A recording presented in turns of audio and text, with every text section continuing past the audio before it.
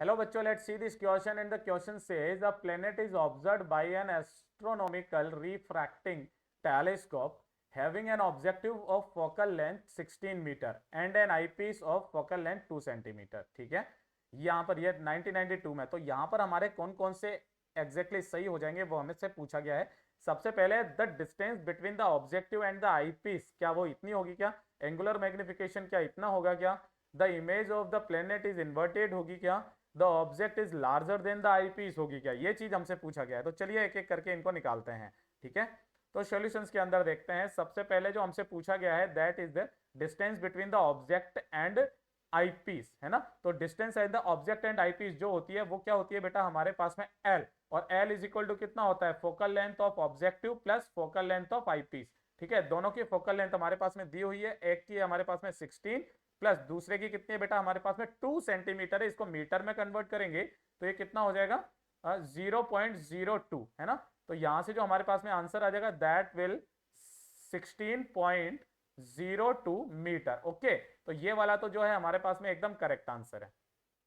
दूसरा angular magnification पूछा गया है, तो देखिए एंगुलर मैग्निफिकेशन क्या होता है? एंगुलर मैग्निफिकेशन, ओके, मैग्निफिकेशन, तो जो एंगुलर मैग्निफिकेशन होता है दैट विल बी, हम लोग इसको एम से बता देते हैं। एम इज इक्वल टू कितना होता है? माइनस का F not by F E. ठीक है, तो ये कितना हो जाएगा? माइनस का एफ नॉट कितना है? 16 और एफ ई कितना है? 0.02। ठीक है, हमने इसको भी मीटर में कन्वर्ट कर लिया बेसिकली। तो ये कितना आ जाएगा? माइनस का 800 आ जाएगा, यानी कि बी भी हमारा क्या है बेटा? एकदम सही है। अब उसके बाद में एस्ट्रोनॉमिकल जो रिफ्रैक्टिंग टेलीस्कोप होता है बेटा, ये क्या करता है हमेशा? ये हमेशा और हमेशा जो इमेज जो होती है बेटा प्लेनेट की वो कैसी बनाता है? इन्वर्टेड बनाता है ना, और रियल बनाता है। ये चीज हमेशा याद में रखिएगा। तो यहां पर जो हो जाएगा हमारे पास में सी भी हमारा करेक्ट आंसर हो जाएगा।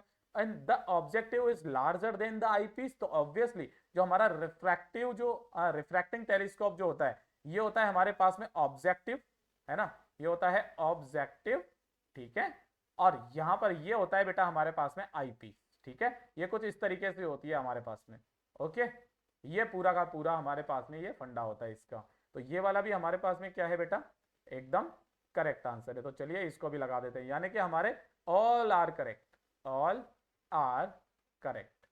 ओके बेटा, तो यही इसका आंसर हो जाएगा। चलिए इनको हाईलाइट कर देते हैं यहाँ पर।